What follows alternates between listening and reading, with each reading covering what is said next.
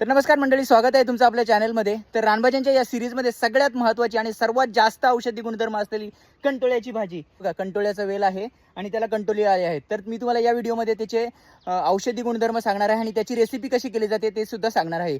तर मंडळी, कंटोली ही कर्करोगासारख्या भयंकर रोगावरती रोगप्रतिकारक शक्ती देण्याचं काम करत असते.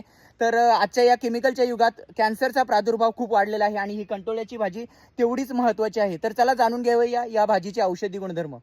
कंटोल्याची भाजी ही वेलवर्गीय वनस्पती असून तिला लहान आकाराची व काटेरी साल असलेली फळे येतात. या कंटोळ्या भाजीचे औषधी गुणधर्म आणि यात आढळणारे जीवनसत्व ऐकून तुम्हाला खोटच वाटेल, कारण की यामध्ये भरपूर प्रमाणात प्रथिने, fibre, carbohydrates, vitamin B1, H, C, D2, D3, calcium, magnesium, potassium, sodium, vitamin H, K, copper, zinc आढळते.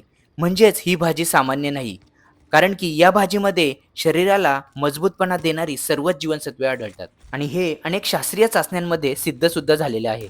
ही भाजी खाल्ल्याने रोगप्रतिकारक शक्ती वाढते. सर्दी, खोकला, मूळव्याध आणि कावीळ यांसारखे आजारही दूर होतात. तसेच मधुमेहावरही ही भाजी फायदेशीर आहे. अर्धांगवायू, सूज, बेशुद्धी आणि डोळ्यांच्या समस्यावरही कंटोळ्याचा उपयोग होतो.